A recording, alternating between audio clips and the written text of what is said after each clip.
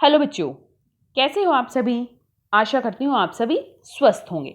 चलिए आज की वर्कशीट शुरू करते हैं।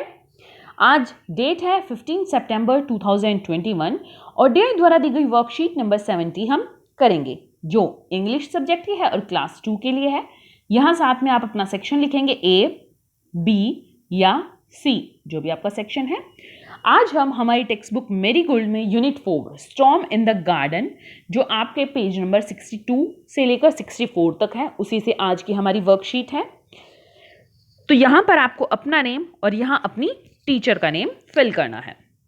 Good morning lovely children, let us read an interesting story. Good morning प्यारे बच्चों, चलिए एक इंटरेस्टिंग स्टोरी रीड करते हैं। One day Sunu Sunu the snail was playing with the ants. एक दिन सुनो सुनो, एक स्नेल है, वो किसके साथ खेल रहा था? आंट के साथ, चींटियों के साथ खेल रहा था। Suddenly there was a storm, एकदम से क्या आई? आंधी आई। He hurriedly went to his mother and told her all he saw and heard. वो जल्दी से अपनी जो मदर है, माँ है, उसके पास गया और उसने सारी बातें बताई जो उसने देखी या सुनी थी। सारी जो चीजें उसने देखी थी या सुनी थी वो सभी अपनी माँ को बताई। तो क्या था? सुनु सुनु एक स्नेल था, वो चींटियों के साथ, एंट्स के साथ खेल रहा था। अचानक से आंधी आई और वो भागकर क्या हुआ, जल्दी से अपनी माँ के पास गया और उसने अपनी माँ को सारी बातें बताई, जो जो उसने वहां पर देखा और जो जो उसने सुना। Read aloud the story Storm in the Garden from your textbook to know about the sounds Sunu Sunu heard. तो आपको अपनी टेक्स्ट बुक में से स्टॉर्म इन द गार्डन, जो आपकी टेक्स्ट बुक में है, उसको रीड करना है, उस स्टोरी को। और क्या क्यों करना है? ताकि हमें पता चले कि सुनु सुनु ने कौन कौन सी आवाजें सुनी। Part A, given below are the pictures of a few things which he saw. तो नीचे कुछ पिक्चर्स दी गई हैं जो उसने देखी थी। Match them with their sounds, one has been done for you. तो उनको मैच कीजिए उनकी साउंड से, एक आपके लिए किया गया है। कैसे करना है देखो, क्या है यहां पर?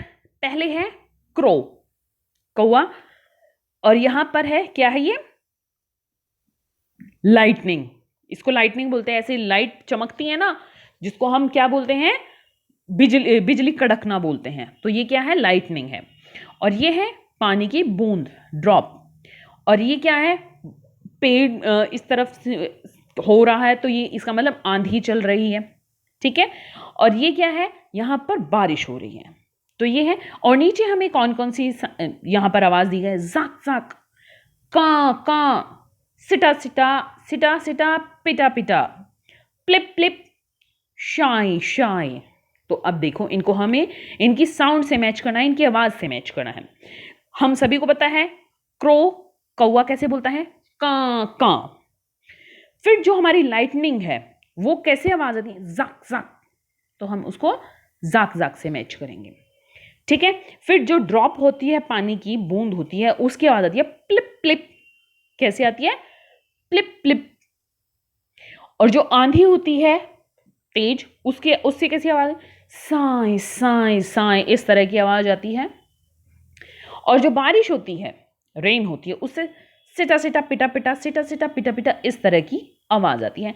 तो ये साउंड आपको बेटा अपने चैप्टर से देखने को मिलेगी। जो आप पार्ट पढ़ेंगे उसमें ये सारी साउंड्स बताई गई हैं कि कौन जो स्नेल है वो अपनी माँ को बता रहा है, मदर को बता रहा है कि ये ऐसे आवाज़ निकाल रहा था, ये ऐसे आवाज़ निकाल रहा था। तो जब आप ये चैप्टर रीड करेंगे तो आपको ये सारी साउंड अपनी बुक में भी मिल जाएंगी। हो सकता है आपको सुनने में ये थोड़ी सी अजीब लग रही हो ये साउंड।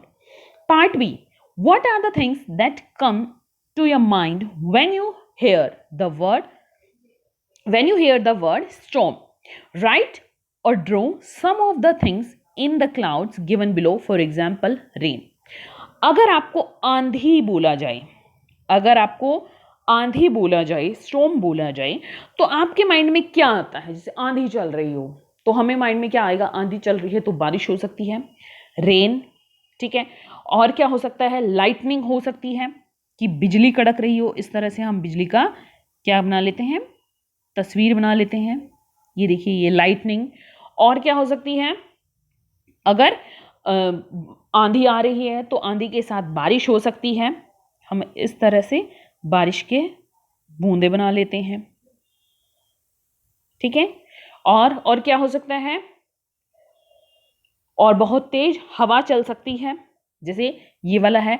तो यहां पर क्या हो सकते हैं, एयर ब्लोइंग हो सकता है, लाइटनिंग हो सकती है, रेन हो सकती है स्टॉर्म में। और क्या हो सकता है, जो हमारी एयर है वो बहुत फास्ट मूव कर सकती है, बहुत तेज ब्लो कर सकती है एयर। तो यहां पर आप कोई भी और एक या दो चीजें लिख सकते हैं या उनकी पिक्चर बना सकते हैं। आगे देखते हैं बेटा, talk time. Dear children, look at the picture given on the right hand side carefully. What do you think the girl and the crow in the picture are talking about? Imagine and create their dialogues, say them out loud, and write them in your notebook. You may take the help of your elders too. तो प्यारे बच्चों, यहाँ पर देखो ये चित्र है, ये एक पिक्चर दी गई है। इसमें ये क्रो और ये गर्ल आपस में क्या बातें कर रही होंगी, आपको अपनी इमेजिनेशन यूज करके इनके डायलॉग्स क्रिएट करने हैं। अब क्या बातें कर रही होंगी, one day a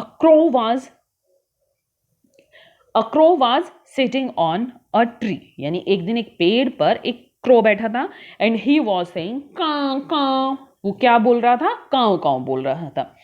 the girl Radha said please quite, I am bringing food for you. तो क्या कहती है वो, अरे चुप हो जाओ, मैं तुम्हारे लिए खाना लेकर आ रही हूँ। ऐसा भी हो सकता है, और हो सकता है वो राधा कह रही हो कि चुप हो जाओ, मम्मी ने सुन लिया तो वो तुम्हें भगा देगी, है ना।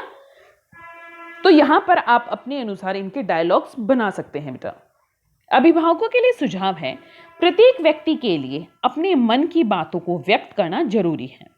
बच्चों को प्रोत्साहित कीजिए कि वे अपना कोई मजेदार किस्सा आपसे साझा करें। तो यहां पर अगर बेटा आपको ये डायलॉग्स इंग्लिश में नहीं बनाने आ रहे, तो आप इंग्लिश और हिंदी दोनों में मिक्स भी बना सकते हैं, ठीक है, जैसे आपको सही लगे। अगर आपको पूरा वाक्य, पूरी लाइंस, पूरे डायलॉग्स इंग्लिश में नहीं बनाने आ रहे तो घर पे किसी की मदद लीजिए, और अगर वो भी नहीं हो रहा तो आप क्या कर सकते हैं, उनको इंग्लिश और हिंदी दोनों में मिक्स भी बना सकते हैं। कि ऐसा कोई मुश्किल वर्ड हो कि वो आपको इंग्लिश में नहीं आ रहा तो हिंदी में लिख सकते हैं, हिंदी में नहीं आ रहा तो इंग्लिश में लिख सकते हैं। बस आपको ये होना चाहिए कि आपको ये पिक्चर समझ में आनी चाहिए कि पिक्चर में क्या हो रहा है, उनमें क्या बातें हो रही हैं। आज का कोविड का मैसेज है कि जब भी हम घर से बाहर जाएं हमें सोशल डिस्टेंस मेंटेन रखना चाहिए, तभी हम कोरोना को हरा सकते हैं। आज की वर्कशीट यहीं पर खत्म होती है बेटा, फिर मिलते हैं एक नई वर्कशीट के साथ। तब तक के लिए अपना ध्यान रखना, धन्यवाद।